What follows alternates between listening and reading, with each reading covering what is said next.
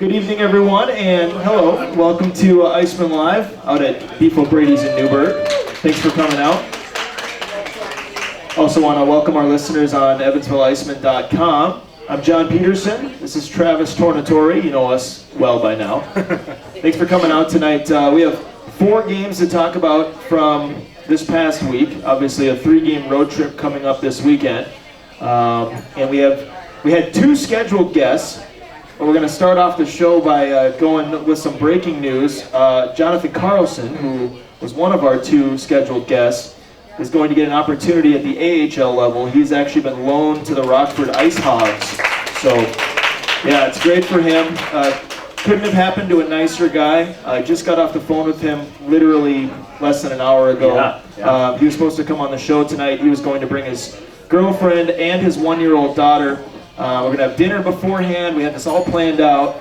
And he called me and said he just found out that he was going up to Rockford. So if you remember, if you know your Jonathan Carlson history, he was drafted by the Chicago Blackhawks in 2008.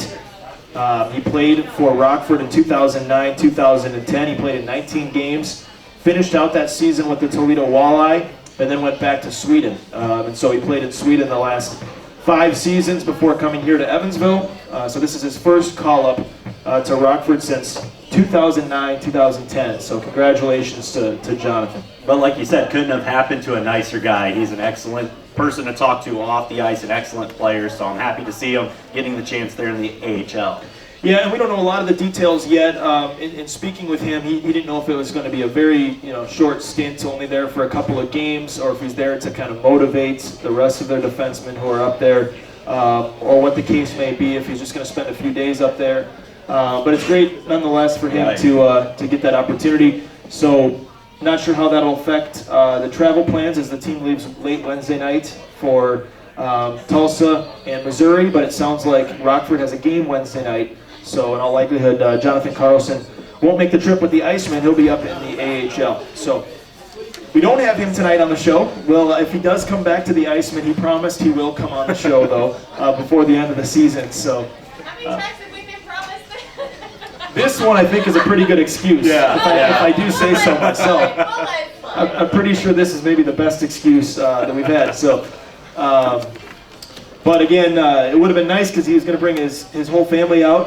His daughter just turned 1. They had a birthday party with all the players and celebrated. So sounds like the family's moving up to Rockford for a few days at least until he comes back. But he's had a great season. He's one of those guys that doesn't show up on the score sheet, on the box score, all that often. He's not known for his offense, but he's a stay-at-home defenseman that, through word of mouth and through watching film, a lot of coaches see what he can do. He blocks a ton of shots, hardly ever gets hurt, even though he probably blocks the most shots on the team, or right up there, and is on the penalty kill consistently, and is a good leader. I mentioned he epitomizes what a leader is. Yes. And so, good for him. We'll talk a little bit about this week's games coming up. Our other guest tonight, we're going to talk to COO Jim Riggs of the Icemen. We're going to get an update on what's going on with the Owensboro situation, and also our side of the story. Obviously, the media hasn't necessarily covered us how we would have hoped, or I guess expected. Maybe not the best word, but we're gonna let you know kind of what's been going on our end as far as this whole off the ice situation and the move to Owensboro coming up. So looking forward to that. We have Jim here. Let's start off the show though, Travis. 3 games out of 4 this week. The Icemen pick up points. Started things off with a couple of big wins at home. A loss in Cincinnati, a very tough place to play, and then picking up a point in overtime loss last night against the Cyclones. But let's start off with the Fort Wayne game. Tuesday night, Fort Wayne was in town, and a big overtime win against the first place team in the Midwest Division. The Icemen jumped out to a 2-0 lead. Chris Rumble scored in the first period. Danny Hobbs, who is now up in Binghamton, scored in the second period. The Comets scored 2 straight in the second to tie it. Things for a while there was some doubt as to with the momentum swing, could the Icemen hold off the Comets' attack? Nothing in the third period, and we went to overtime. The hero was Troy Rutkowski, who scored his 4th of the year and an overtime winner. Tyson Fawcett and Nathan Moon were out there on the ice. That 3-on-3 overtime, I can't get enough of it. Obviously, hasn't gone our way more often than not this year. We're 2-5 in overtime this year, but there's so much excitement and end-to-end action that for a fan and even for us broadcasters up there in the press spots, it's pretty exciting to call that action. Didn't we call them the Cardiac Kids most recently because I think that was a Coach Sims quote in one of my pregame interviews. He said, he used the word cardiac when it came to the last few games. The shootout win against Rapid City last weekend, and then the overtime game against Fort Wayne. Definitely a big win on Tuesday, and then Kalamazoo comes to town Friday. We see the first goal of the season for Andrew Harrison, the FHL player who started the year in our training camp. It was not, however, I know it was announced incorrectly by myself and over the PA system that it was his first ever professional goal. Obviously, he scored quite a few in the Federal League, right. But he actually does have an ECHL goal coming here. It was 2 years ago in Elmira. He played a handful of games with the Elmira Jackals. So, okay, my mistake. I had it in my notes correct, but it was his second career ECHL goal. A real nice one too. He had to make a late move to beat goaltender Pat Nagel. Looks like we're having some issues with the online there. I can tell you why we're not online. You forget one chord and everything just falls apart. Yeah, that's the way it goes. But shout out to Stephen Rickard for the assist on that, giving us a notice here that he can't hear anything, so that's never good. Hey, John. So we're gonna get some yes. I was just kind of disappointed last night. You said on TV the other night that when we play Cincinnati, the home team always wins. I jinxed it, didn't I? Yes. Well, I've been going with this whole reverse jinx lately. I can't really explain it, but I mentioned that we had won I mentioned that we won 2 straight home games, and then we beat Kalamazoo. So I thought, well, might as well keep going with it. Right. So before the game yesterday, I mentioned that we had won 3 straight home games. The last time we'd won 4 straight at the Ford Center was December of 2012, in the first year of the ECHL, second year at the Ford Center. And I felt pretty confident about not jinxing it when we were up 3-1 in the third period with about 10 minutes left. But apparently I did jinx it, so I apologize. The Kalamazoo game, going back to it now that we're plugged in, thanks for the heads up, Steven, on that one. Now that you can hear us, we appreciate you letting us know. Jordan Sims scored 2 straight goals after Harrison scored. It was 3-0. Things were looking great. Kalamazoo scored quickly, Ludwig Bloomstrand, but then Vincent Dunn, in his first game back from Binghamton, tipped in a shot from the point to make it 4-1. We held off Kalamazoo's attack in the third period. Former IceMen Tyler Shattuck scored a goal, late goal by David Gilbert, and held him off at the very end. I think we even had to kill a penalty in the final couple of minutes. Carlson was called for tripping. So the IceMen were able to beat Kalamazoo. 3rd straight home win, 3rd straight win overall as we were heading into Cincinnati. Playing pretty good hockey. And then the Cincinnati game, I thought just a real slow, obviously a real slow start, but kind of flat-footed. Cincinnati came out with all kinds of energy that we couldn't match for some reason in that first period, and got the first 9 shots on goal. I think our first shot came with 13 minutes left in the period, and ended up giving up a late goal in the first, another one in the third to fall to the Cyclones. However, I said it on the broadcast, I think Scott Grenham maybe played his best game of the year, or one of the top 2 in the loss. We weren't able to beat Andy Isles, who got the shutout for the Cyclones. And it should also be mentioned that Saturday game, 0 penalties, no penalty minutes, which is a first in IceMen history that's ever happened. Yeah, none called for either team. I looked it up even further, and it was only the 7th time it's ever happened in ECHL history that there were no penalty minutes called. 3 of them this year. So there was one in January in a game, I believe, Adirondack at Norfolk, and then one in December as well. So, but for us, obviously, a little bit surprising because we have a few guys who are known to take some penalties, get in some fights, and so is Cincinnati for that matter. We've had 3 or 4 fights against the Cyclones this year. Seth Ambrose fought Humphreys and Dunn in one game, and we saw tempers heat up a little bit in the first period. but the officials let them play, and then throughout the rest of the game, it just played out where there wasn't as much of that extracurricular stuff going on. So that game wound up with no penalty minutes. But Scott Grenham made 33 saves in the game. He had to stop 18 of 19 in the first period. I thought it was one of his best games, keeping us in it. Obviously, couldn't score though on Saturday night. Came home Sunday, got out to that 1-0 lead late in the period. That was, first of all, before we get too far ahead of ourselves, Sunday's game was already pushed back from 5:15 to 6:15 because of the women's basketball game at 1. Yep. We had discussed hopefully getting that women's basketball game moved up, which we were under the assumption that was the case, but it wasn't. So they scrambled to get everything put together. They got the rink ready to go on time for the 6:15 start, but of course Cincinnati's bus was late because of the weather. So kind of a crazy situation how that played out. And then the game got underway. We scored with 30-some odd seconds, 23 seconds left in the first period. Alex Weidman. And after he scored, the glass came loose behind the Cincinnati net, or at least they noticed that it was loose, and had to fix that. So they sent him off to the locker room early. Came back from the intermission and finished out that last 23 seconds. And then the second period, the Cyclones scored on a power play. Jordan Sims answered a couple minutes later to put the Icemen back in front 2-1. Dalton Levier with a real nice goal, fresh off the bench on that breakaway to make it 3-1. And we mentioned that was very similar to his shootout goal that won it against Rapid City. He likes that forehand to backhand move and beat the goaltender right between the legs for that third Iceman goal.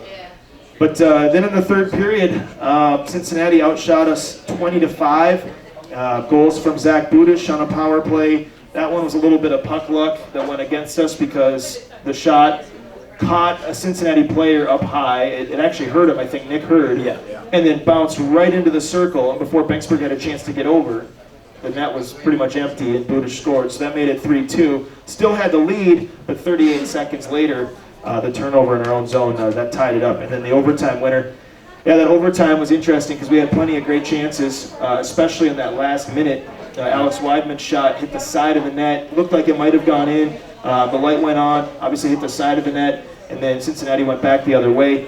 But I looked at the tape today, and all three of our players were back in our zone by the time Cincinnati got to the net. I mean, it wasn't one of those things that I think was the end-all, be-all. I don't think that cost us the game. Our guys did get back. Obviously, I think they thought we'd scored when the light went on, but then everybody was back in our zone when the first shot went on goal. And then when Banksburg made the save, Mealy came in, picked up the puck, and scored with 7 seconds left. So kind of a heartbreaker, but if you look at the bright side, folks, 3 games out of 4 this week. We picked up points, 2-1-1 on the week, and now we'll try to go on the road, take on Tulsa and Missouri this coming weekend. But real quick, with Jonathan Carlson going up to Rockford, looking at our lineup, I would assume Michael Trevish gets placed in on defense, and then we'll go with 9 forwards and 6D. That would be my guess. I guess I don't know. I'm not a coach, but unless we can get one of those guys healthy, Mike Duco, it sounds like, could be the closest to returning for next weekend. That would give us 10 forwards and 6 defense. Jared Lukin as well. Sounds like he's close. And Justin McDonald, it's up in the air right now as to the length of his injury. So, what's that? Oh, I guess we should also mention Friday, Tulsa. We're doing an away game viewing party out at Bar Louie, so join us. We're going to be giving away prizes. Possibly have a couple of the guys that are staying behind. They're going to come out and enjoy the game with us. So head out to Bar Louie for the game on Friday.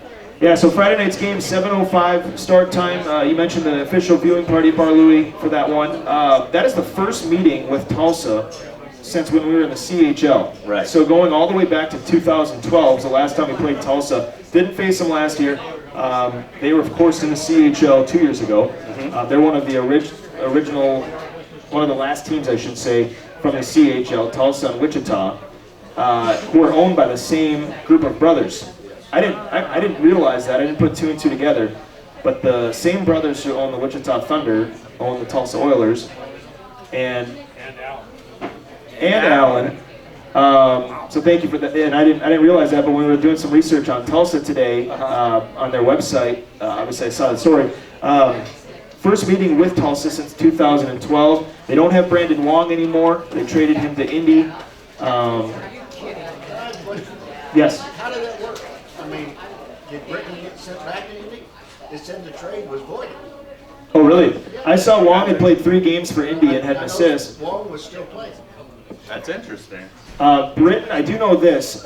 What might have happened there, and I'm glad you asked that question. Last time I was in Indy, I was speaking with their broadcaster, and he said that Josh Britton was on injured reserve for a lengthy amount of time. Since the last time Indy was here at the Ford Center, he got hurt right after that, and he wasn't even cleared the last time we were in Indy. He was on the verge of coming back from injured reserve.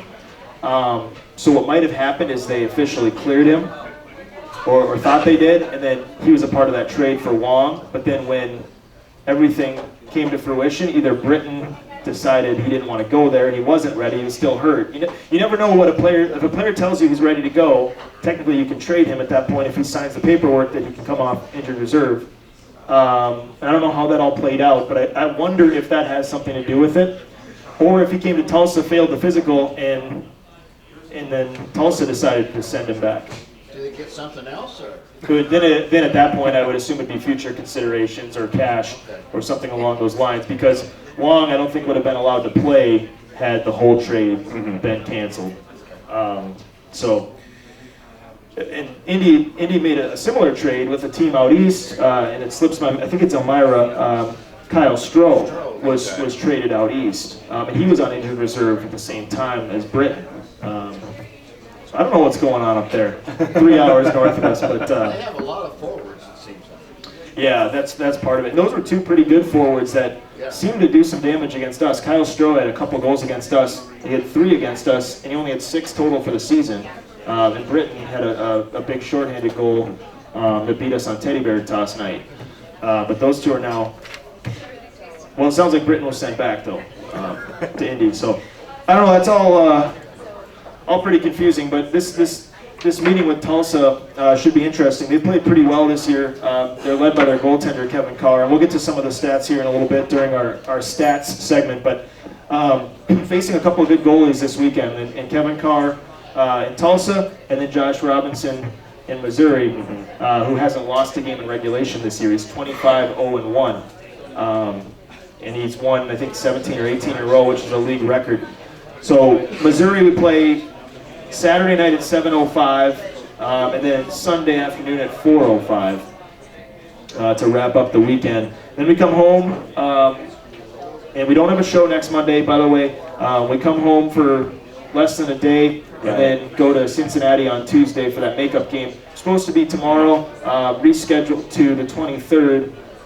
In Cincinnati, I believe because of a Blake Shelton tour practice or something like that, a rehearsal concert for his upcoming tour. Always makes me laugh. The most random reason to cancel a hockey game. Blake Shelton is practicing. Sorry guys, we got to cancel the hockey game. In Cincinnati, no less. I would have thought it would have been somewhere further south. Right. Sure. So the game's on the 23rd. And then we return for Pink in the Rink weekend, Travis, coming up on the 26th and 27th of February. Looking forward to that one. This will be my first go-around with Pink the Rink. Yeah. And you were here last year, but Friday night is the night that we can paint the ice after the game. Right, and they're actually taking pre-orders on that. If somebody can't make it to Friday night's game but wants a name on the ice, they can pre-purchase a name for $5. The name will be on the ice, and then they can come and see it on Saturday. Also, I think we were talking today, we're trying to get the specialty jerseys on Friday and Saturday for 2 nights. We're just seeing whenever they'll actually be delivered.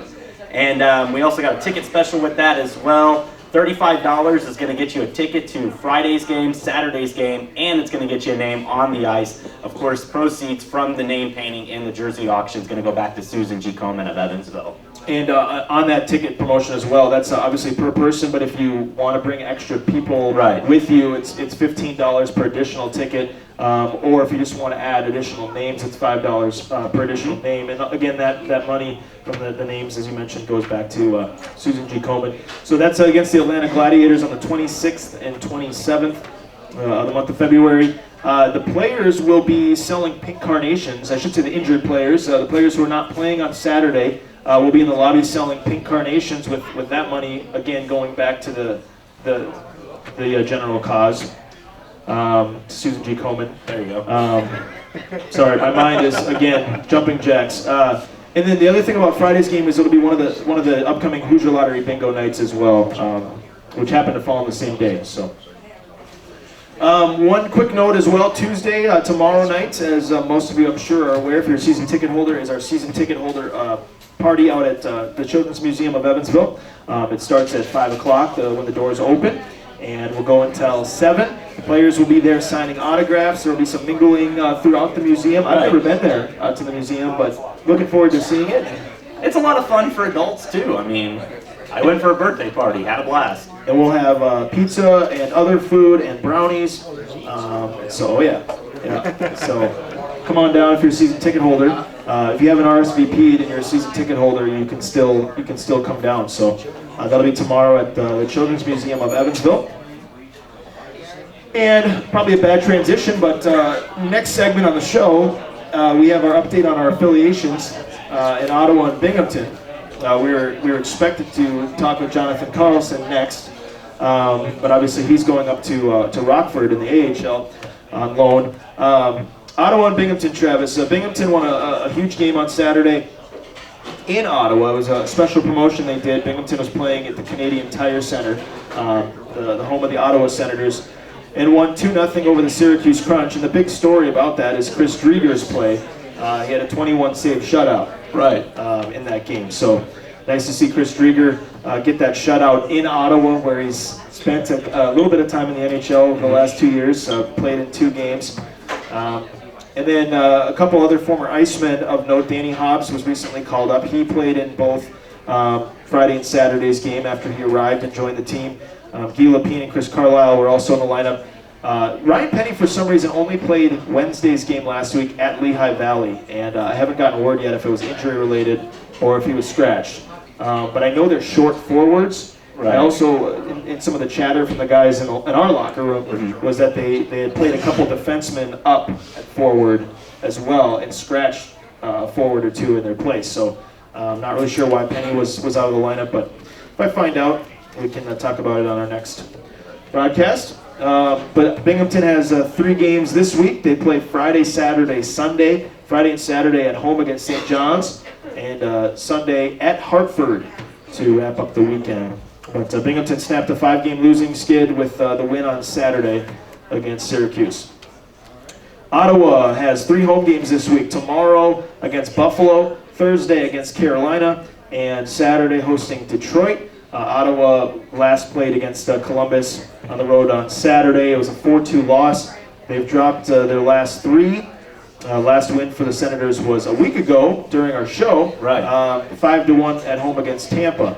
But lost to Detroit last Wednesday, fell to Colorado on Thursday 4-3, and then lost 4-2 at Columbus. So hopefully Ottawa can bounce back this week.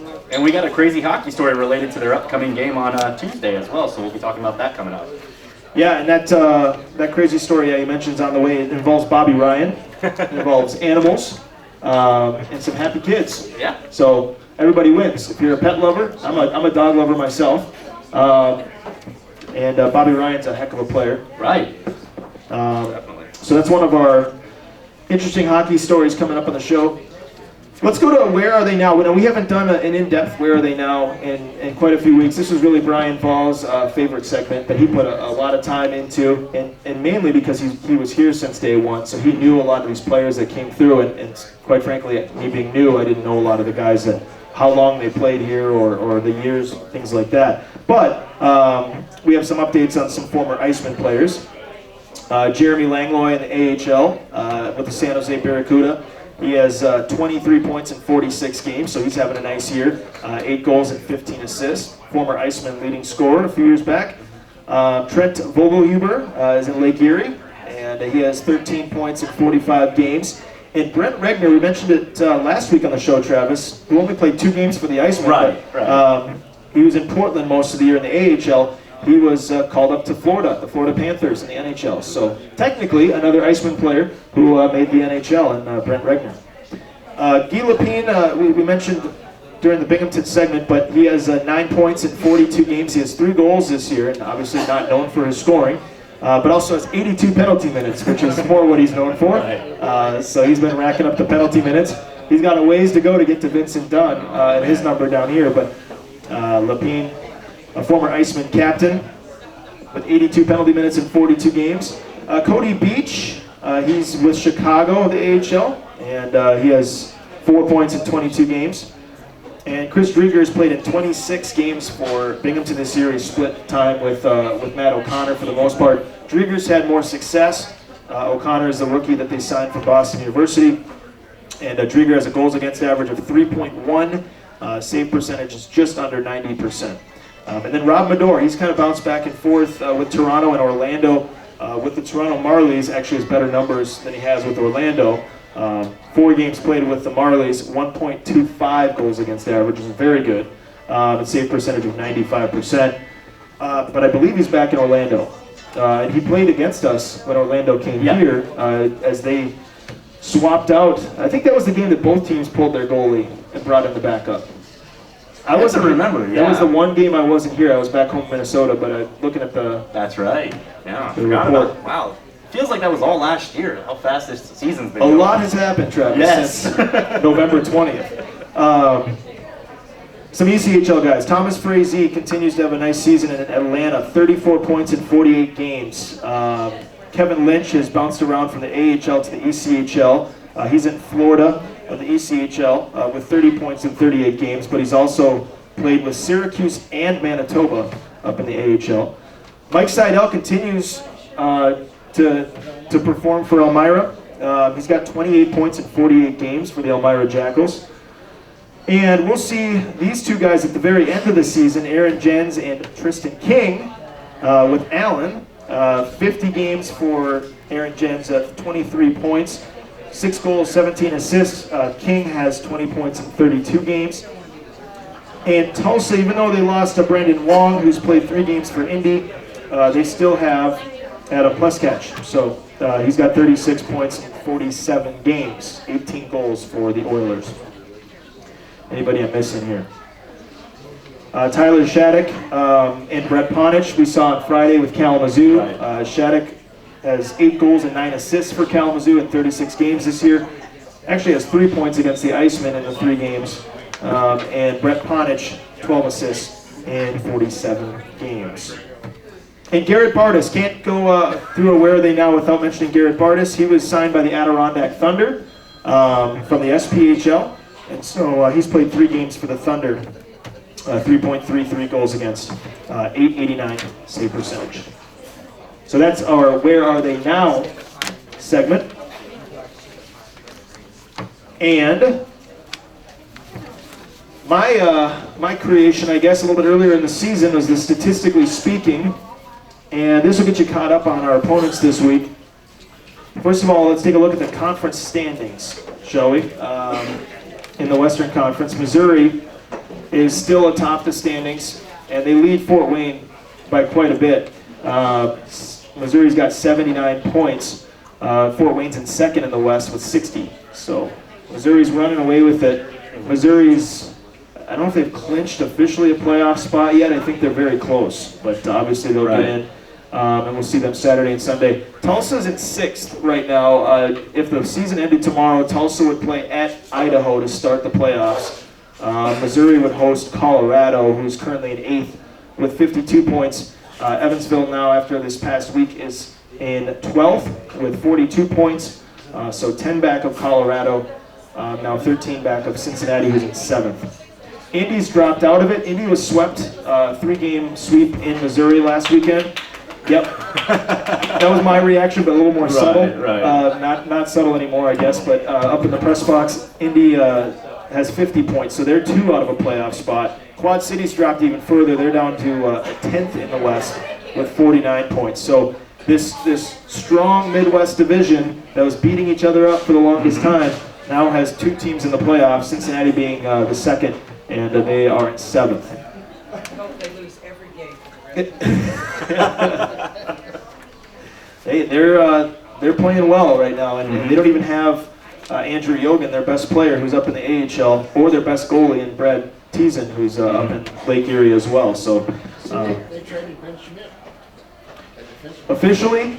Because I was told Saturday from their broadcaster that he was injured and wasn't playing. But He was traded to Tulsa, or? today, Ah, well, we might see Ben Schmidt then again. always breaking news when we come in here. I love it. You know, it helps to have you guys right on top of Right, things sometimes. right. He's for hire, John. Yeah.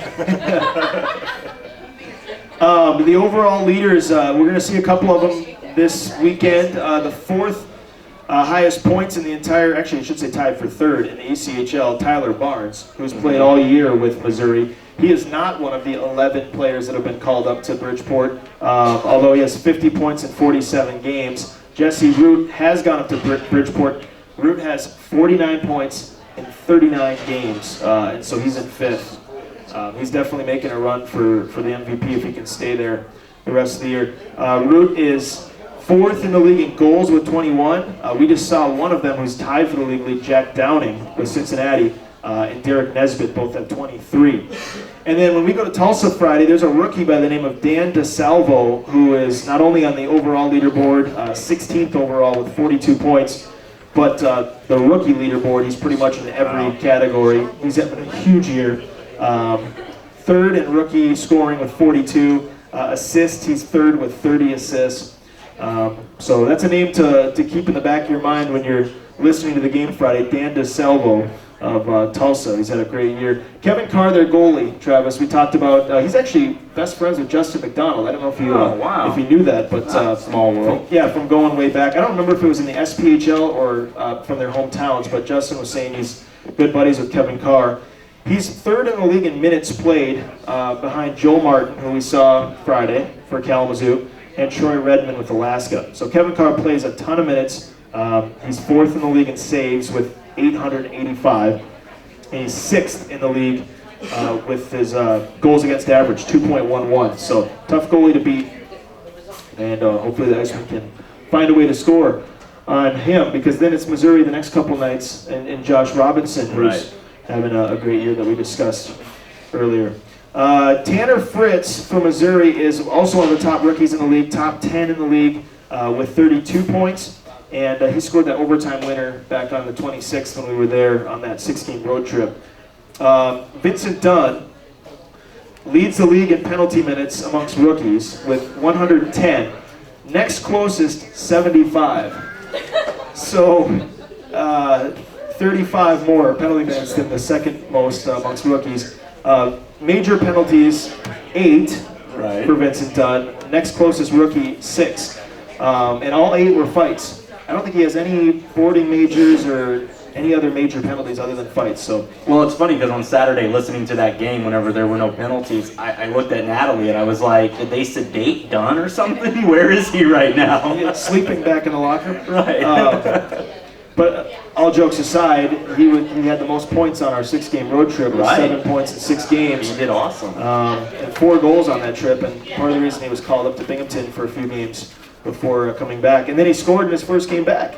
He fought, of course, he too. He fought, and then he scored. Can't forget that, but he scored later in the game. Let's see here. Moving on. The one quick note, I just thought this was kind of interesting. Penalty shots, there haven't been a lot across the whole league this year, but the Icemen are the only team in the league that's had 3 penalty shots this season. Tyson Fawcett, Dalton Levier, Sebastian Strandberg. None of them have scored, but in the grand scheme of things, only 5 penalty shot goals have been scored in about 20 chances across the whole league. So the goalies are definitely winning that battle, but the Icemen have had 3 penalty shots. The most recent was January 27th, Strandberg at Wichita, and he was stopped by David Shantz of the Wichita Thunder. All right, next in our statistically speaking, Missouri's home record this year, 21-2, both losses to Tulsa, and so we'll go to Tulsa first. They're 16-7-3-1 at home. And then Missouri 21-2 at the Silverstein iCenters Arena. The Icemen against the Central Division, which includes, of course, Missouri, Allen, Tulsa, Wichita, have played 3 overtime games out of 5. So in those 5 games against those teams, 3 of them have gone to overtime or a shootout, 2 of them against Missouri, 1 of them against Wichita. Missouri's 14-0 against the Midwest Division. So obviously is us, Indy, Quad City, Cincinnati, and Fort Wayne. And Tulsa is 2-1-1. They haven't played quite as many games against our division. Power play, Travis? Penalty kill, should we skip over that one? Let's skip over We that. might have to skip over that one. We're towards the bottom of the power play and penalty kill. 27th on the power play, 28th on the kill. Missouri is 6th on the power play and 7th on the kill. Tulsa's power play is not very good. They're 25th, just barely ahead of us by percentage points, and then their penalty kill is 14th in the ECHL. And wrapping up, statistically speaking, I believe. This was all put together today. Tulsa's rookie Dan DeSalvo, who we mentioned, is currently on a 9-game assist streak. 9 straight games with an assist, which is the most of any player in the entire ECHL this year, and also current streak that dates back to January 30th. So he has 10 points in his last 9 games. Hopefully we can keep him and the Oilers off the board. And Jesse Root, at one point this year, had a 15-game point streak where he had 25 points from November 20th to January 22nd. So there you go. That was the statistically speaking segment of the show. And Travis, now to your crazy hockey stories that you dug up today. Yeah, and we're going to start off with that one with a story about, I hope I'm pronouncing her name right, Deanna Lang. Is that correct? Denna, I think it is Denna. Denna Lang. Now that you may not remember that name, but she was the women's hockey player who was had a significant spine injury back early in December, New Year's Eve, as a matter of fact, the Winter Classic. Yeah, it was New Year's Day, the Winter Classic. Yeah, and she actually made her first public appearance since that injury. They decided to call it Dennis Day in Boston. They brought her out to show that she is doing well, making a little bit of a recovery, but of course, definitely an injury that is something that's not easy to bounce back from for sure. Yeah, and hopefully she can continue that recovery and someday hopefully walk again. Approximately 1,900 fans were there at Harvard's Bright Landry Center for the game, because her team was playing that night, obviously. And obviously you never like to see stuff like that. When I was working in Minnesota broadcasting a few years ago, there was a high school player named Jack Jablonski, which I'm sure a lot of you now have heard that name because it's a lot of people across the country know it, but he suffered a severe spinal injury in a game. He's actually now interning for the Los Angeles Kings. So now he's turning, he obviously can't play hockey anymore, but he wants to still be involved. I think he's in their media relations department. So hopefully Denna can make a full recovery and someday maybe get back on skates again. But it's a dangerous sport, right? Yeah, definitely dangerous. And then the next story that we have, this actually involves the Ottawa Senators. Bobby Ryan scored a goal, and that helped a family fulfill a bet, I guess that you could say they made on social media, where if Bobby Ryan scored a goal, they were going to get their kids a puppy. He scored a goal. Those kids now have a puppy. There's a picture of it online, and it's kind of a neat bet to make. I don't think my parents would have ever made a bet like that. Yeah, the dad, Warren Jansen, and his kids Reese and Cole were at that game, and I think even SportsCenter covered this story because they had a sign up on the glass before the game saying, if Bobby Ryan scores, our dad's going to buy us a puppy or whatever. We're going to get a puppy. And they got a 40-pound husky. Wow. So they didn't just get a puppy. They got a huge dog. And they named him Bobby after Bobby Ryan. So a nice touch to it, yeah. And of course it involves Ottawa, so we had to bring that story up. And I'm a big dog lover. I've got a 15-year-old Westie back home. He's hanging in there. Nice to see him over Christmas. Yep. And then here's a story involving a team that you know very, very well. The Wild fired their coach, following the 8th consecutive loss.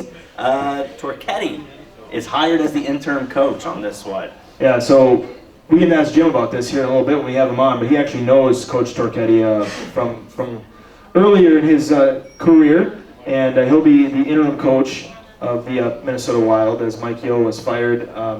I think he was kind of the scapegoat. Right. The team had struggled. They'd lost 13 of 14, and he was the guy they had to make a change. It's part of the business, I guess. But he was a great coach. But he was quoted over and over again saying that he wouldn't quit. He wasn't going to leave the team or anything like that. It looked like the team Quit on him. So well, hopefully Torchetti has success because this is his third stint in the NHL as an interim coach.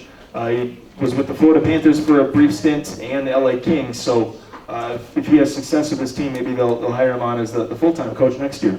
And if you were watching SportsCenter last night, you might have noticed something a little different, and not just the fact that ESPN was finally covering hockey, which they never do, but hockey earned the #1 play of the night on Sunday on SportsCenter thanks to Toledo Walleye goaltender Jeff Lerg. It was an awesome save. If you haven't seen this video yet, he goes in to makes the save. He's on his back, and the puck is about to go right past him, and he just swings that arm up there and just knocks the puck out of the way. He wasn't even aware that he knocked the puck out of the way until he heard everybody cheering. I believe it was against Fort Wayne. It was the overtime. Right. It was in overtime, which Toledo ended up winning in overtime. And the Comets had a breakaway. And I think, like you said, he kind of got spun around where he wound up on his back and slid that arm right on the goal line and kept it out of the net. If you haven't seen it, I'm sure you can probably find it on YouTube. But definitely the save of the year. And the irony, I think, too, Travis, during our broadcast, when Levier scored, make it 3-1 yesterday against Cincinnati, we talked about how nice that goal was. That might end up on the highlight of the day across the ECHL because it was such a great goal, and Levier's, it would have been his third time. I don't think that beats Jeff Lerg's save. I think we got buried on that one. Maybe the play of the year in the ECHL. John, And then this... was it any better than that save that Vingsburg made? I can't remember. Quad City. I think it was better. Really? However, Vingsburg's save I wish would have got a little more love. He made 2 of them in that second period against Quad City on December 30th. That were 2 of the best saves I've ever seen in person. One where everybody thought that it was the goal. So did you. Yeah, I thought it was a goal, and he lunged all the way across. And it was his first game back from that injury that kept him out a month and a half. And I was worried he would have hurt himself because basically, without revealing too much about the injury, you need that muscle to push off like he pushed off to come back over and make the save. And so he told me afterwards that he knew that he was fully healed and good to go after he stood up from making that save. He's like, oh, I don't hurt right after that. It's good. But Lerg's save, I think, tops it, quite honestly, if I'm going to be unbiased. But Vingsburg saves are probably the 2 best I've seen in person ever. And I was kind of referencing this earlier because the Sabres are playing the Ottawa Senators tomorrow night, and Evander Kane, a name that we have mentioned in this broadcast before, because of his antics with the whole wearing a tracksuit, and they decided to kind of punish him for that. He was suspended, and I think that was all last season, right? Yeah, he burned his bridge with Winnipeg. Well, now, even better, he is going to miss Tuesday's night's game against Ottawa because he overslept practice on Monday. Why did he oversleep? Well, he overslept practice because the night before he posted a picture of him at the NBA All-Star Game in Toronto. That game started at 8 o'clock Eastern Time. Buffalo's about 100 miles from Toronto, so their idea was, well, if you're posting pictures of you out partying the night before and you're that close to town, you should be able to be back in time for practice. He wasn't there, they suspended him. I was going to say, you don't just go to the All-Star game and then just go right to bed afterwards or drive 100 miles back to Buffalo. You probably go out and celebrate. I think we've all worked with that person, though, who posts all their nightly activities on social media and then the next day wants to call into work like they're sick, and you're like, I saw everything you did. You documented it. Let's rephrase. We in past jobs. Past jobs, not the current one. I don't think there's not the current one, but yeah. I don't think there's anybody in the office that could be guilty on that one. That I've seen at least. We'd all call them out. Plus, you're the one that's most active on social media. You guys would know if I was partying. And then you don't party anyways. You're pretty much married now at this point. Pretty much. Yeah. And then my last story here. Joe. Hey, did I? Party. You can party. I've partied with you guys. Not really. Have we partied? No, not really. We've had beverages. We've gone out for a beverage. And then this one I wanted to cover. With them, you'd have known it. Apparently, I don't know what it's like to party then. And then the big news that happened this past week, Chicago Blackhawks coach Joel Quenneville abruptly just walked out of a press conference because he was upset with a call made during a game against the San Jose Sharks. Seen that one before. Kind of like Cam Newton after the Super Bowl. Right, yeah, he kind of pulled a Cam Newton, and I actually I'm not watched the taking a video knock. on this, and he was pretty upset and walked out. Apparently there was an overturned goal by the Blackhawks at 17:23 of the first period. It was challenged because they thought that Dennis Rasmussen interfered. Rasmussen. There we go. Interfered with netminder Martin Jones. And I think it was upheld and then ended up being upheld. Well, it's the controversy with the new coaches challenge that they have in hockey, which they have in baseball now. It's been around in football for several years, and it can only challenge, I think, goalie interference and offside. It's very limited, but Offside's only if it's a goal. only if it's a goal. That's right. And so a lot of coaches, I'm sure, don't like it too much, but. We'll see if it sticks. It's one of those things that they tried out this year. Right. Obviously, Coach Quinville wasn't too pleased. Yeah, and he did. He definitely Cam Newtoned it and just walked right on out. Well, those are our crazy hockey stories today from around the hockey world. And without further ado, let's bring on our guest tonight, COO Jim Riggs of your Evansville IceMen. Yeah, thanks to John for that here out at Beef Brady's in Newburgh. I never liked the stage. Well, these are concert mics, which I found out the hard way week one with Brian Ball. So we have to talk real close to him. But I wanted to get, first of all, your take on this move to Owensboro that's now been announced. What can you tell us, I guess, what that's been official regarding it? Well, I think the thing that really has disappointed us is the fact that the Evansville media really hasn't been able to tell the whole story for us. I think all of us within the organization, and I think I can speak for just about everybody in our office, this was not how we thought the lease negotiation was going to end up. I think we all thought we were going to sign a nice 5-year extension to stay at the Ford Center. And what has come out over the past few weeks surprised all of us, and I think at the end of the day, for whatever reason, the city of Evansville really didn't want the Evansville IceMen. And that's not sour grapes, that's just reality.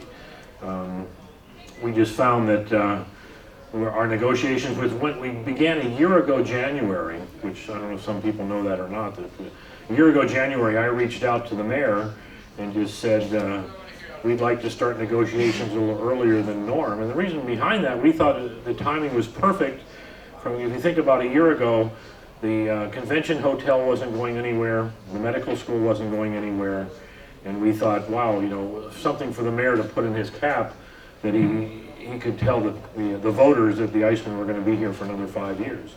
And then over the course of the spring, summer, and fall, I think he was feeling his oats and realized he was probably going to win the election by a landslide, and we sort of went back on the back burner.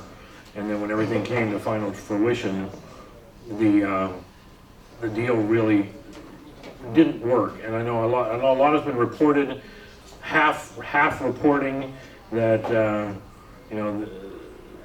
some people have called our owner greedy for not accepting the deal. But what people don't realize is that we asked the media on numerous occasions to take the existing lease that we're still working under and the new lease that was offered to us and really do a step-by-step breakdown of where the differences were.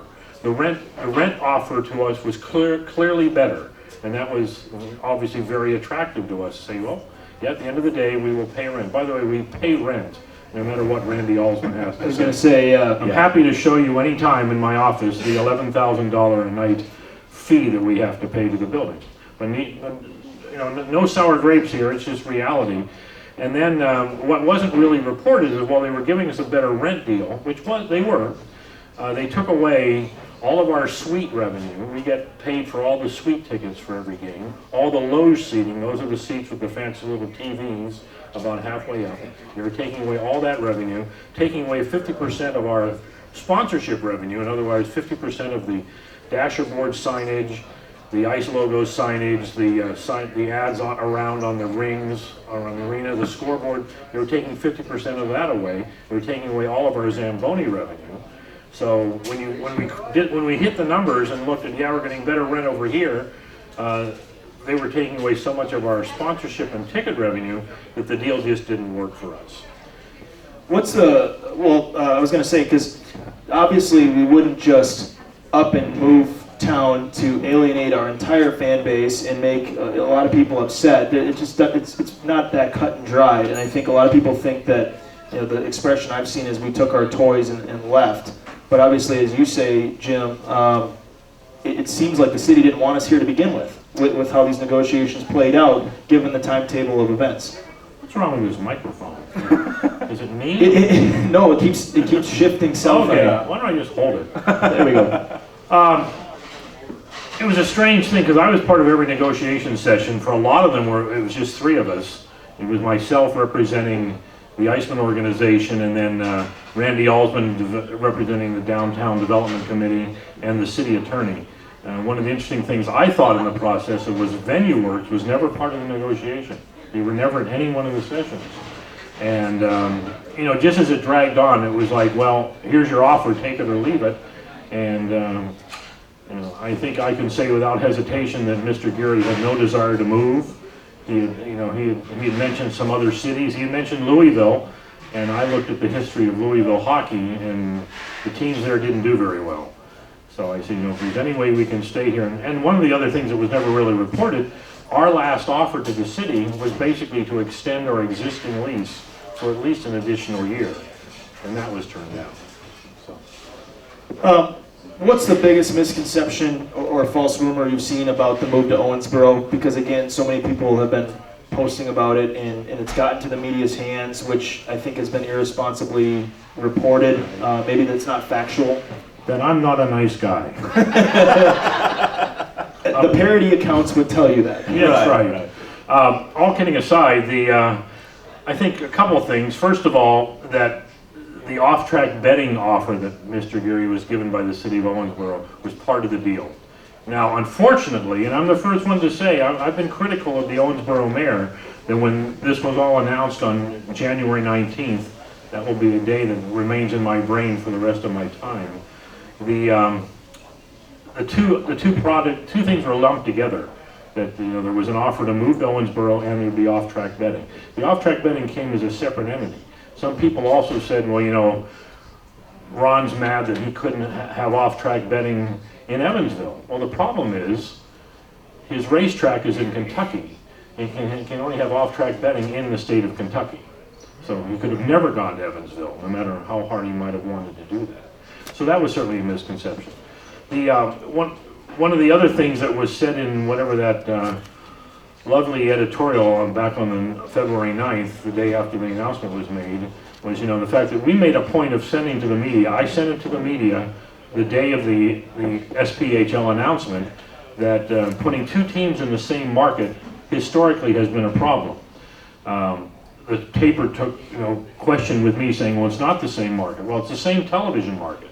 I think that's something we have to remember, that Eyewitness News, Fox, 14 News are all going to be covering hockey and two different hockey teams. And I've been around this sport long enough to have seen this happen in a number of markets, something that was never printed.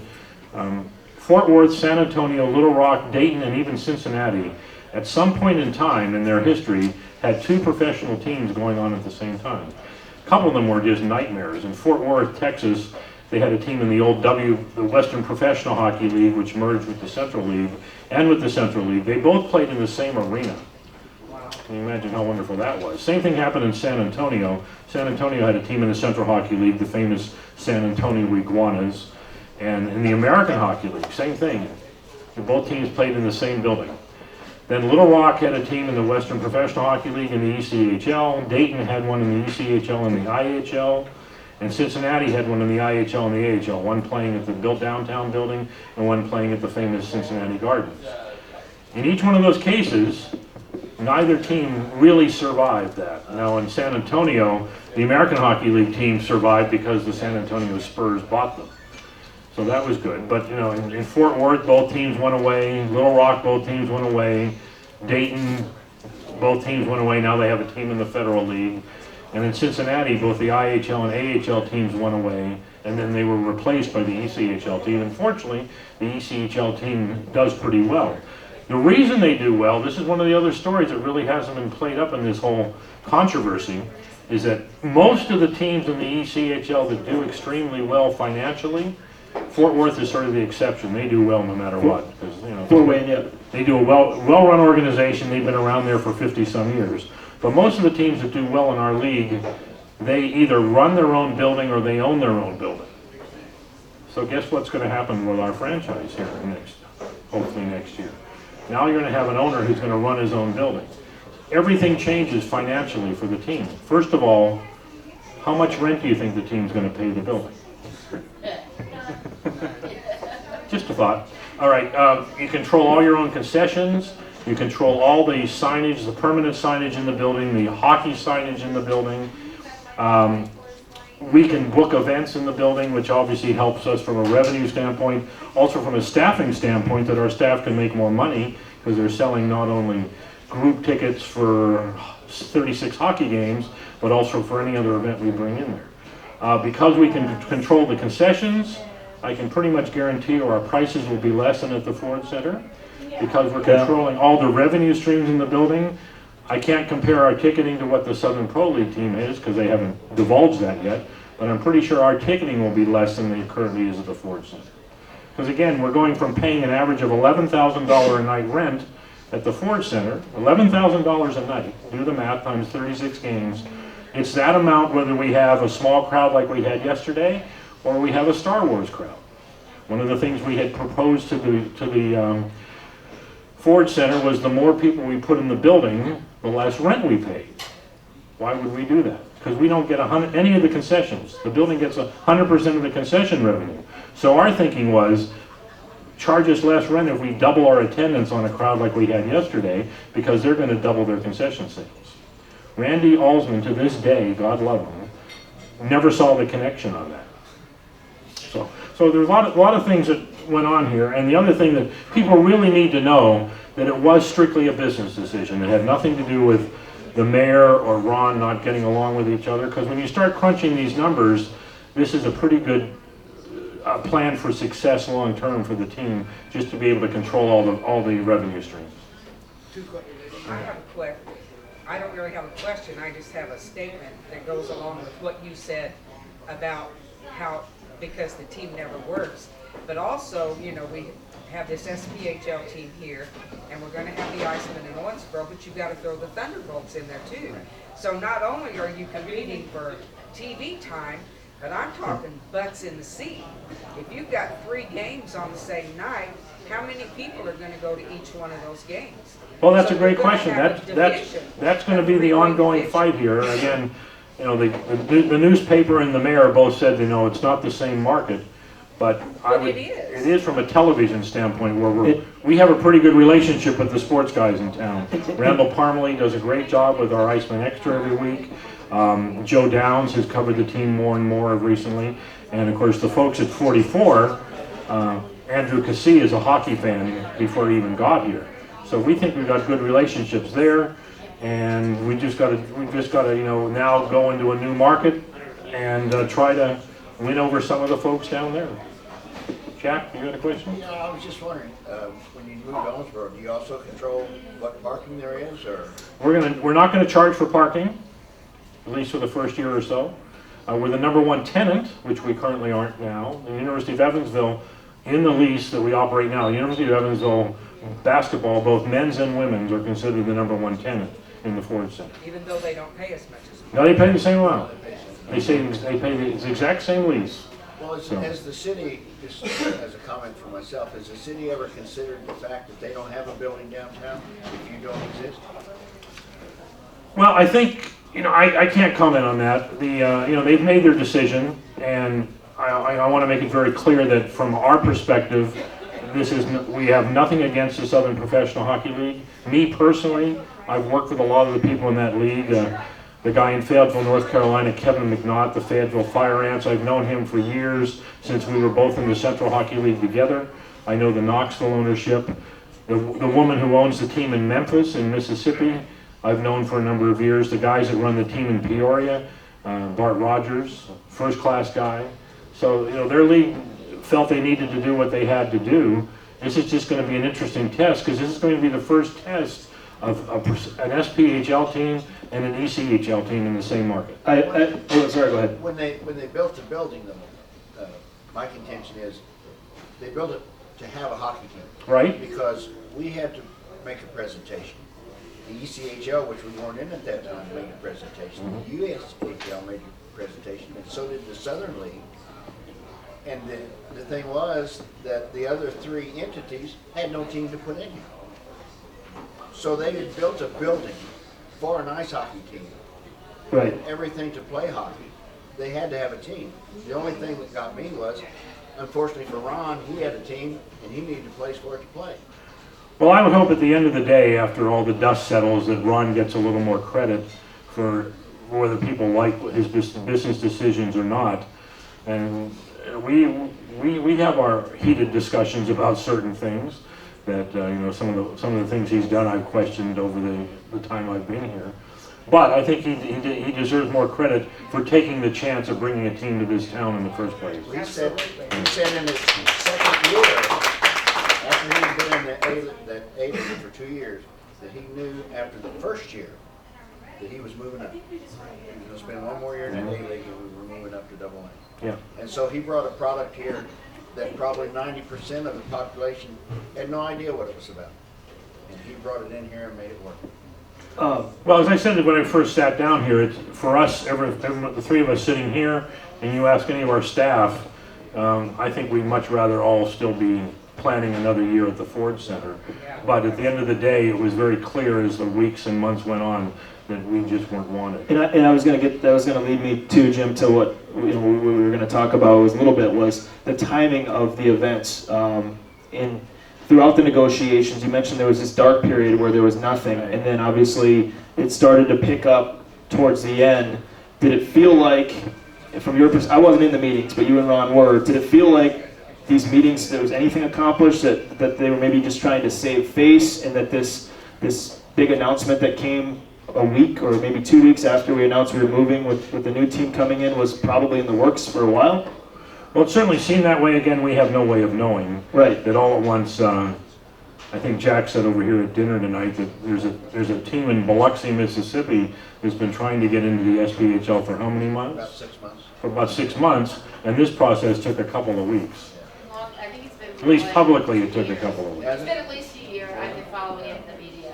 Okay. It's been a while. And I asked Jim Gomes about it first. The question you raised, though, Jim, when the announcement was made, again, you've already prefaced that you have nothing against the SPHL. You have a lot of friends in the SPHL, people that you've worked with when you were there. You have nothing against Mike Hall because he's been a great season ticket holder for the IceMen for a couple of years as well. But the question you raised was a question I think the media should have raised and has dropped the ball on in regards to how the taxpayers are going to be affected by all this with the partnership with VenueWorks, who's obviously the city employs to run that building. Well, in a couple of weeks, apparently the city council will vote on the lease.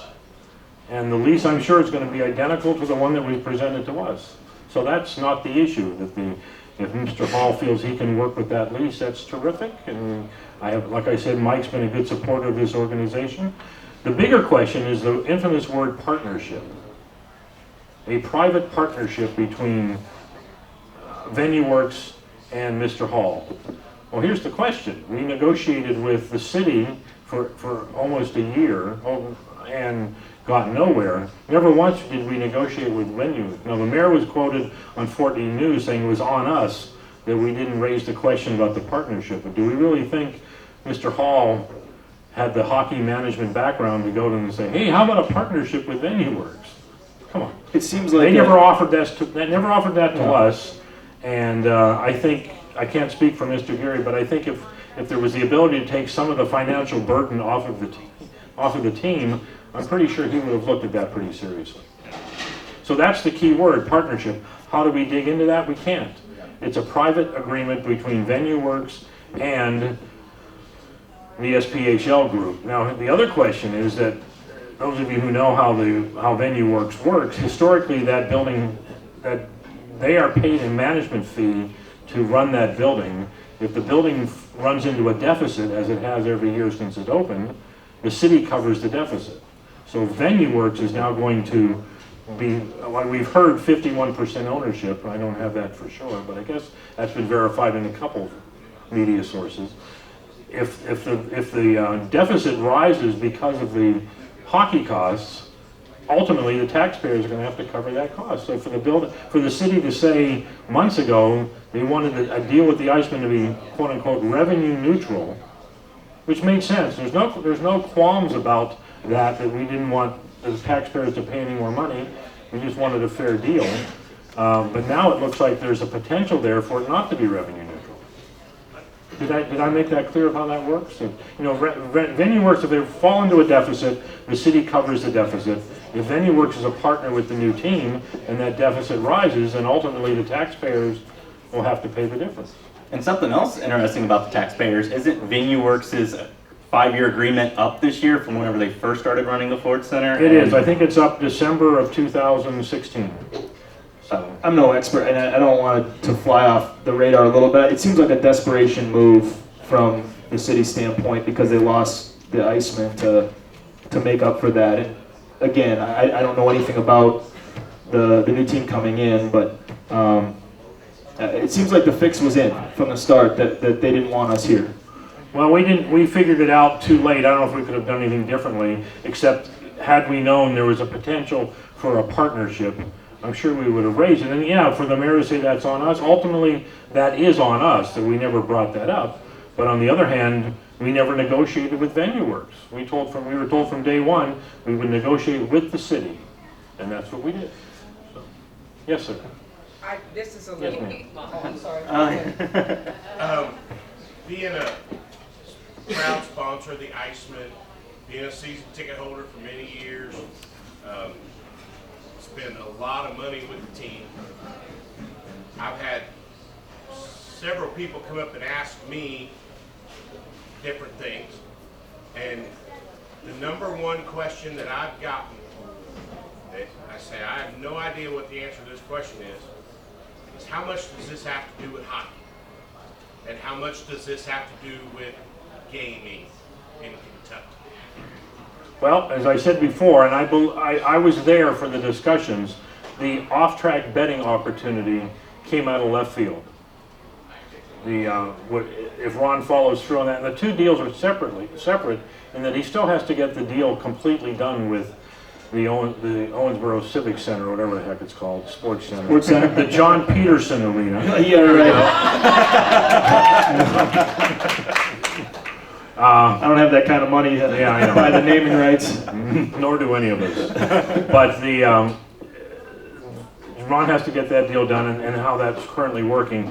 From when the thing was announced on the 19th of January, he has 45 days to make sure the building's going to be okay, and the roof's going to be okay, and that the floor will withstand putting in an ice plant, because it currently doesn't have that.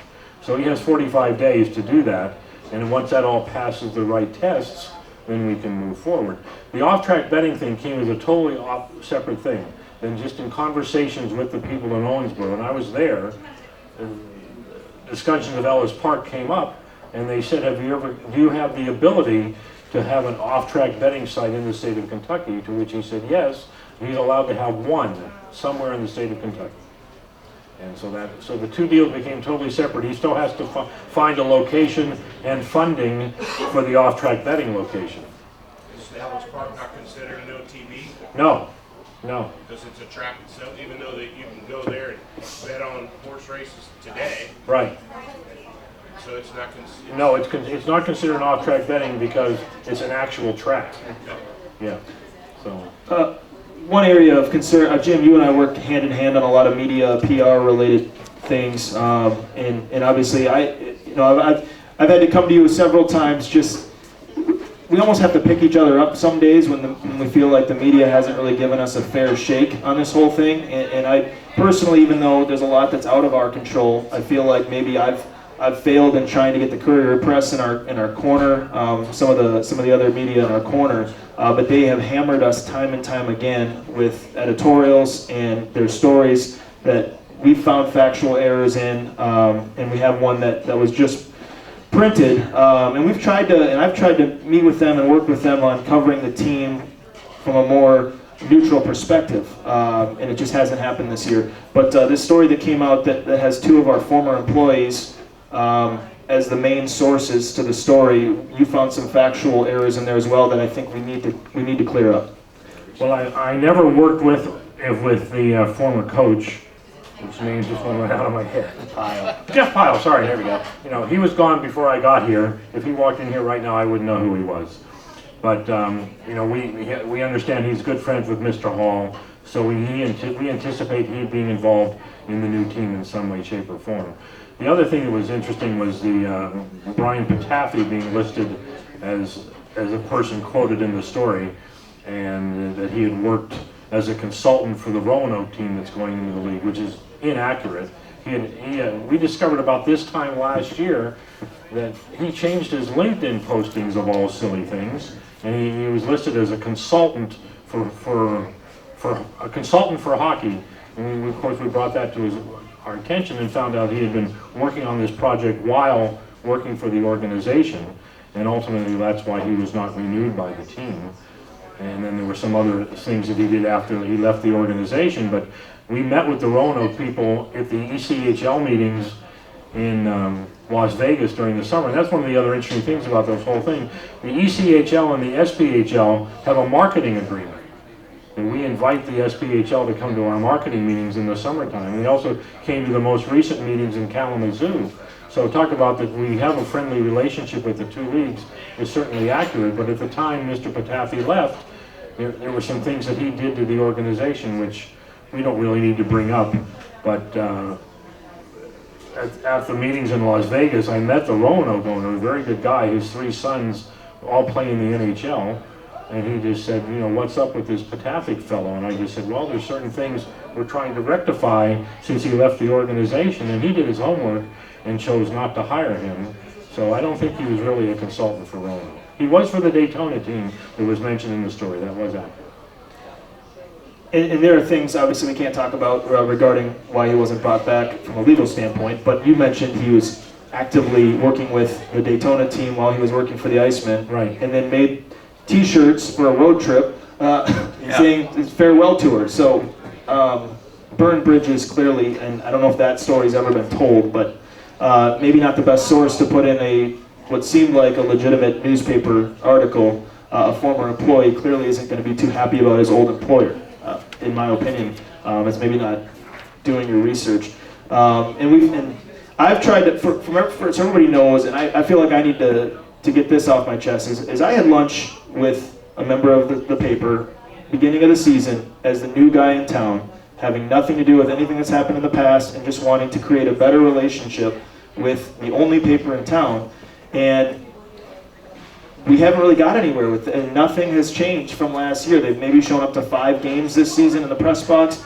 I even was nice enough to give them their own booth in the press box. They haven't come out to write about the IceMen. They have 6 or 7 staff members, but apparently that's not enough. And so it's really been frustrating. And I feel like there's nothing we could have done. They don't like us for whatever reason.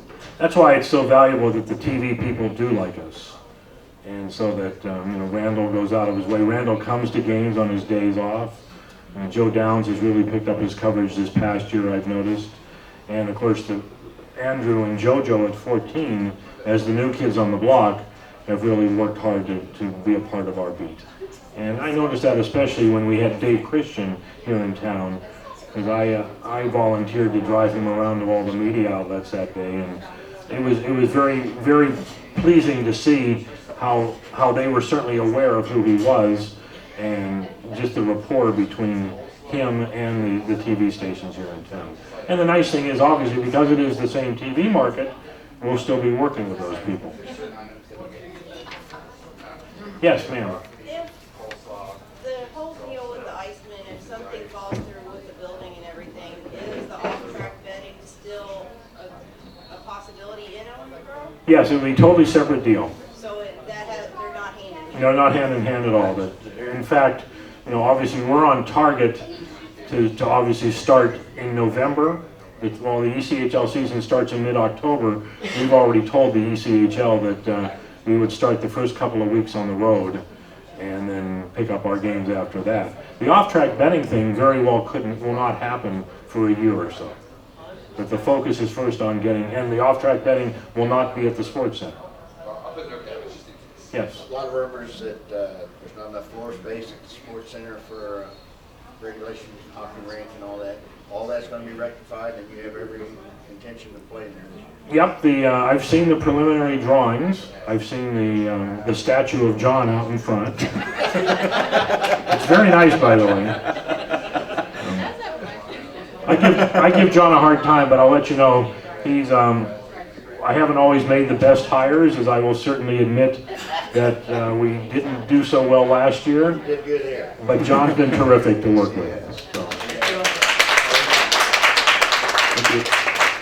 His office is right across from mine, so he gets to hear a lot of expletives deleted every day.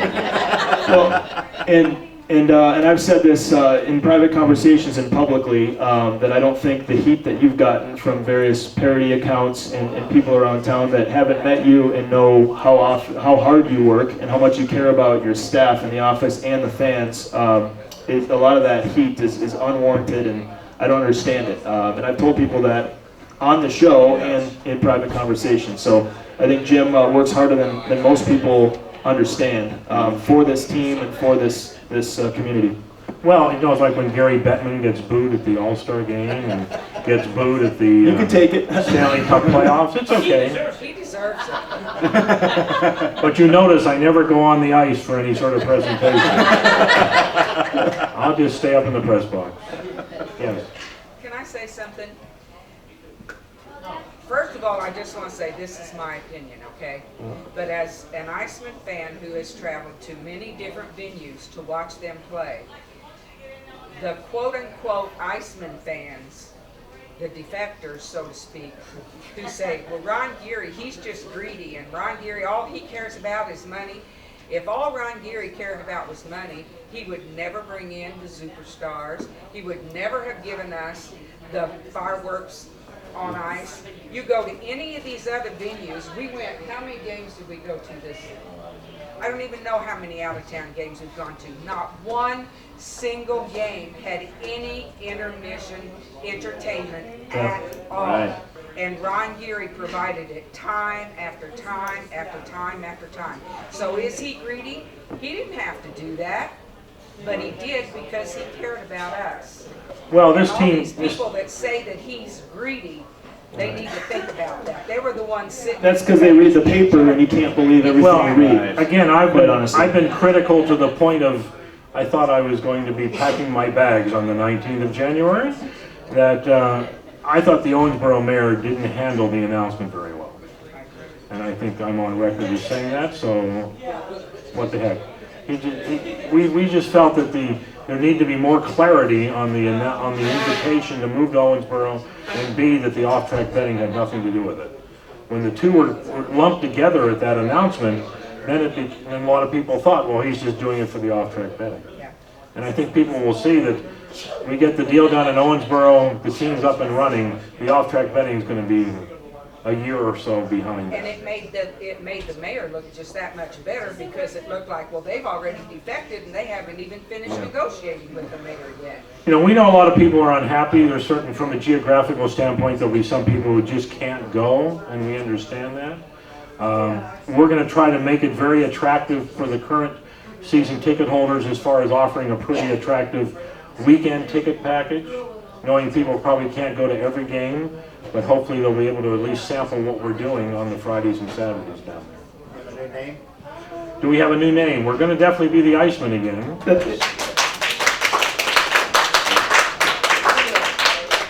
We have to. The ECHL leaves it up to us. Doesn't leave it up to us. We have to get determination from them what will be ahead of that IceMen phrase. You know, to me, it probably doesn't make a lot of sense to still be the Evansville IceMen. You know, there's been some talk of the tri-state IceMen, John's IceMen. So, but you know, so that we're waiting for a word from the league on where that's going to be. You know, it's kind of funny. The second year we were in the CHL, we had a player by the name of Todd Robinson. Oh, yeah. And Todd, I'm sitting in the bathroom, but I want an assist, Robin. Put me on the Jumbotron as much as you can so I The can phantom get assist. like him or not, he made a statement at one of the shows that we had that really struck home in the fact that he plays hockey, but you're in the entertainment business. And I think a lot of people forget that you go to the game to be entertained, and one thing when you come to these games, you are entertained. And I've talked to numerous people that wouldn't know a hockey puck from a basketball, but they go to the games and they're fun. Well, you're right, and our secret weapon in this whole project is Bridget McDonald. Yes. Yes. Best in the business. Yes. And she is National Hockey League material. I told her that to her face, and right now she and her husband and young child really enjoy, where are we, Evansville, and Newburgh today, but yeah, Newburgh today, and they just bought a house up near the airport, so you know they're here, and we're very fortunate because she does a terrific job.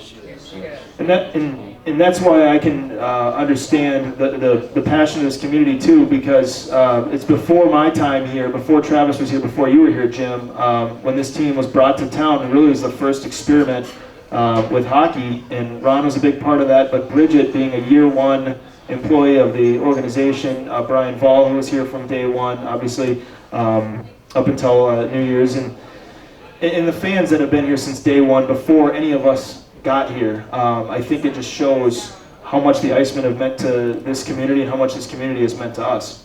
This is a tough situation in that I've lived through this once before. I ran the Memphis team in the Central League for 10 years. And the first 8 years we played in an old building in Midtown Memphis, the Mid-South Coliseum, also known as the Mid-South Mausoleum. Because it was built in 1964, and the building was literally falling down around us. We were playing one night against the Oklahoma City Blazers, and one of the defensemen is skating up the ice, and one of the light fixtures from out of the ceiling fell. If he had missed him by a foot, he would have killed him. That would have been a great story. And but we went on and on about saying we wanted to stay where we were because we had built our fan base, and then the city of Memphis stonewalled us for 9 months. And weird situation there. They have a city mayor and a county mayor. The city mayor was Democrat, the county mayor was Republican. How much stuff do you think got done there? Try nothing. So after 9 months, we had a chance to move just over the border to Mississippi, and we took the offer, and that team's still there 25 years later. So I'd like to think we did something right, but we felt the pain of a lot of fans who said, we're not going down there. And that was a 15-minute drive. I know this one is longer. Oh, it's half an hour. Ooh. Thank you, Steve. But you know, but we understand those feelings, and so you know we're going to try to do everything we can to make it attractive enough to have people at least come down and sample our product. If people don't want to buy a weekend plan per se, we might even, depending upon how many Saturday games we get, might create just a Saturday plan for those people. Do you look at possibly drawing from farther south, like Madisonville, Central City, those kind of places? The people in Owensboro say the big surprise for us, and we still have to see if this is true or not, is Bowling Green. That they say people travel from Bowling Green to Owensboro all the time on the weekends. So we're gonna do some marketing efforts down there to see if that's a Great riverfront. yeah. Entertainment Yeah. area down there. I mean the whole thing is obviously radically different from everything we've been dealing with. We had a pretty good comfort level at the Ford Center. We meet with the Ford Center staff every Tuesday at 11, and after last Tuesday's meeting, which was of course a day after the big announcement, I made a point of saying, look, we're not going to say anything negative about the new team. It'll be business as usual for us for the rest of the year, and we hope you'll continue to treat our staff with respect. And so far, that's happened. There's been no problems. So, yes. Another thing that I found funny, we were talking about the media's misrepresentation. In the media, they said at the conference where they announced the SPHL, they held it to a packed Ford Center. Well, sure, it was packed. They held it in the bar. That was really what was, I didn't even read that. Oh, Yeah, wow. they said to a packed Ford Center, and it was It's- in the bar. Where And was you don't that? have any- You know, at the bar. No, but what media It's in the newspaper. So the city's PR department, Right. i.e. the one paper in town. So It's kind of ironic, in the past year, we went from a 1 hockey team to a 3 hockey team market. And it's going to be interesting to see how everyone handles that. You know, from our standpoint, we're not in the business of besmirching our competition. We've never once done that with the Thunderbolts this year, nor will we ever do that. And the same thing will be for the Southern professional team. We're just going to do our thing, and at the end of the day, when the dust settles in a couple of years, hopefully we'll be the ones surviving. Well, if you get on social media, you have to pick one team or the other. You can't be a fan. Okay, all right. I feel for this guy right here because he's had to read some things that just Yeah. Lots of Toms. aren't well researched. Lots of and Toms. well, Anything else, folks? Okay. Well, again, thank you for letting us tell our story, and you know, we hope it's some. I'm sorry. I got a complaint, we lost our woo. What happened? I don't the know. moon was gone.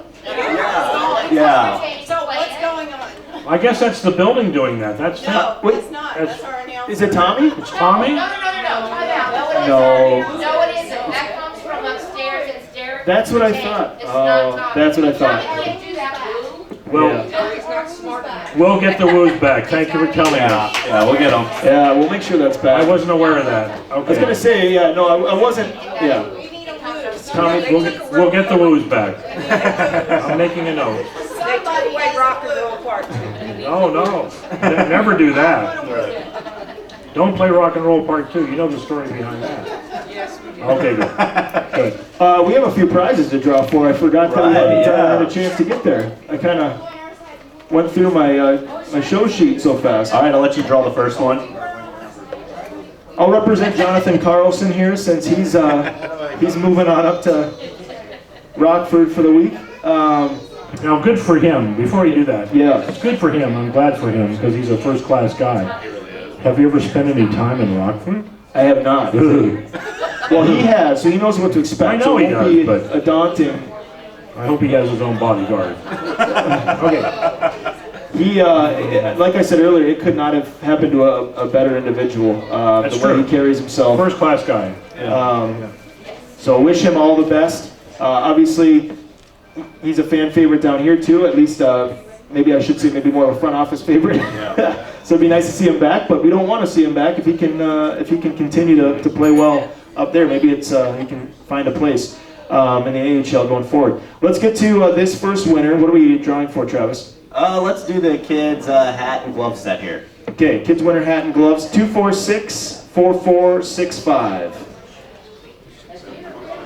All right. Roll the next one. Oh, sure. There we go. That's what you need. All right, and this next one will be for the IceMen shirt in the middle. No, you can keep it. All right. Last 4 numbers, 4466. There we go. We're making up for Sunday. And I'm going to draw for the lunchbox here. All right, last 4. 4468. Woo! All right.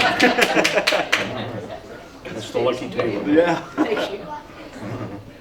Well, thank you guys so much for coming out tonight, as always. Thanks for letting us tell our side of this whole story. Thanks, Jim, for coming on My as pleasure. well. And as always, we appreciate all the support. And we'll get the woos back.